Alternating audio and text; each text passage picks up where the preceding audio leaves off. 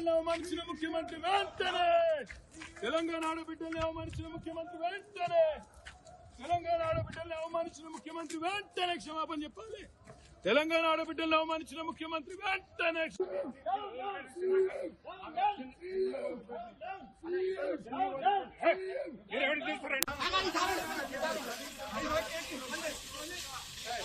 Sir మీకు దండం పెడతాం, మీ దియకురి సార్ వాళ్ళని ఆపండి సార్, వాళ్ళని ఆపండి. మీడియా నా పార్టీ ఆఫీస్ సార్. నేను అన్ని సార్ ప్లీజ్ అర్థం చేసుకోండి సార్, అర్థం చేసుకోండి. తెలంగాణ ఉద్యమంలో లేనప్పుడు కూడా ఆ రోజు కూడా ఇన్ని ఆంక్షలు లేవు.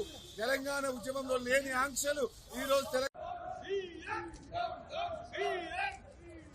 తెలంగాణ ఆడబిడ్డలను అవమానించిన ముఖ్యమంత్రి వెంటనే తెలంగాణ ఆడబిడ్డలను అవమానించిన ముఖ్యమంత్రి వెంటనే తెలంగాణ ఆడబిడ్డలను అవమానించిన ముఖ్యమంత్రి వెంటనే క్షమాపణ చెప్పాలి. తెలంగాణ ఆడబిడ్డలను అవమానించిన ముఖ్యమంత్రి వెంటనే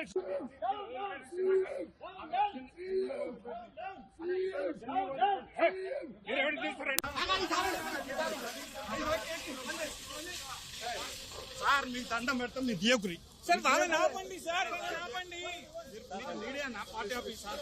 నేను అన్ని సార్ ప్లీజ్ అర్థం చేసుకోండి సార్, అర్థం చేసుకోండి. తెలంగాణ ఉద్యమంలో లేనప్పుడు కూడా ఆ రోజు కూడా ఇన్ని ఆంక్షలు లేవు. తెలంగాణ ఉద్యమంలో లేని ఆంక్షలు ఈ రోజు Unfortunately, with his remarks yesterday, he has brought great disrespect and disrepute to his party and also to the state and the position that he holds. He has said some very uncharitable things which I do not want to repeat about not just our women legislators, senior leaders, but also about the women in Telangana. So therefore, we had started protesting since yesterday. Our women members have been on their feet for the last 4 hours in the assembly. Unfortunately, the speaker does not give the mic to express their views and express their anguish. And simultaneously, the deputy chief minister and chief minister do not seem to have the grace to come forward, express regret and take their words back. So we will continue to protest till the chief minister and the deputy chief minister express their regret and come forward with an unconditional apology. We had been protesting in the assembly, so we've been arrested by the police. Now we've been brought to our party office, but this will not stop here. The Congress party is saying Sabita Indrareddy cheated with the Congress party and joined in TRS. Well, Mr. Revanth Reddy was initially in BJP, then he came to TRS, then he came to TDP. From there he jumped into Congress. So if changing a party is a crime, then Revanth Reddy should be in jail for the next 15 years at least. So my point is, changing parties in politics, in political system, in a democracy is not wrong. It is the right of an individual. They cannot use gutter language to tarnish the image of a leader like Sabita Indrareddy and Srimati Sunita Lakshma Reddy. This kind of gutter language is unbecoming of the post of chief minister, and he should really refrain himself from doing so in the future. So finally, what is your demand? Our demand is that they actually express an unconditional apology, both the chief minister and the deputy chief minister, for the kind of gutter language that they've used in the state assembly yesterday. Sir, obviously today's Supreme Court verdict category. Well, in fact, in 2014, on the 29th of November, under the leadership of the then chief minister, Shri K. Chandrasekhar Rao Garu, we had, in fact, resolved in the state assembly unanimously, and then Shri KCR Garu had led a delegation to the Prime Minister also, of all of our Dalit leaders, demanding SC categorization in Telangana. We, of course, have resolved again, and we welcome the verdict of the Supreme Court. We take a lot of joy in the fact that our leader stood by the Dalits in the state and, has been making sure that they get the rightful share in the reservations. So Revanth Reddy made a comment in assembly today on the verdict. The KCR government not supported. Well, Revanth Reddy, I really do not want to respond to what Revanth Reddy says. He's a motor mouth. He uses gutter language.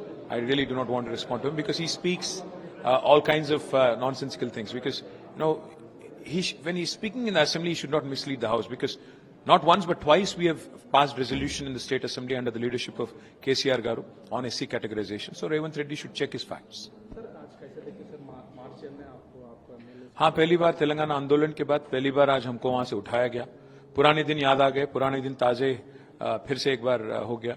तो हमको तो लगता है कि ये जो तेलंगाना जनता के लिए जो लड़ाई हमने चालू की, शुरू की, ये जारी रहेगा और आगे जाके भी हम एक कांग्रेस गवर्नमेंट को नहीं छोड़ेंगे. जो 420 एश्योरेंसेस इन्होंने दी तेलंगाना जनता को, इसको लेके जरूर लड़ाई जारी रखेंगे. सर उसके ऊपर आप क्या डिमांड है?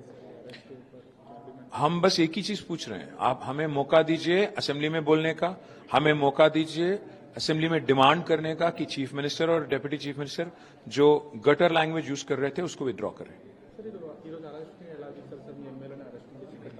తెలంగాణ ఉద్యమం నాటి పాత రోజులన్నీ గుర్తొచ్చాయి. ఎందుకంటే ఆనాడు 10 ఏళ్ల కిందట ఎప్పుడో అరెస్ట్ అయ్యాము, మళ్ళీ ఇప్పుడే అరెస్ట్ అవుతా ఉన్నాం. తప్పకుండా ప్రజల కోసం అరెస్ట్ అవడంలో తప్పులేదు, ప్రజల కోసం ప్రజా పోరాటాల్లో అరెస్ట్ అవడం తప్పులేదు. ఇవాళ ముఖ్యమంత్రి ఉప ముఖ్యమంత్రి మాట్లాడిన మాటలు బజారు భాష ఏదైతే ఉందో ఇది చాలా గర్హనీయం, బాధాకరం. సీనియర్ మహిళా నాయకురాలను పట్టుకుని ఈ రకంగా మాట్లాడడం అంటే కేవలం వారిని అవమానించినట్టే కాదు, వారిని ఎన్నుకున్న లక్షల మంది ప్రజల్ని, అదేవిధంగా బయట ఉన్న మహిళా తల్లులందరినీ అవమానించినట్టే. ఇది ఎంత మాత్రం మంచిది కాదు. ముఖ్యమంత్రి గారు బేషజానికి పోకుండా వెంటనే క్షమాపణలు చెప్పి తన వ్యాఖ్యలు ఉపసంహరించుకోవాలి. ఉప ముఖ్యమంత్రి గారు కూడా విచారం వ్యక్తం చేసి తన వ్యాఖ్యలు ఉపసంహరించుకోవాలన్నది మా డిమాండ్. రికార్డుల్లో ఉంది కదా, రికార్డుల్లో క్లియర్ గా ఉంది కదా, ఏం మొహం పెట్టుకుని వచ్చారు అన్నది ఉంది.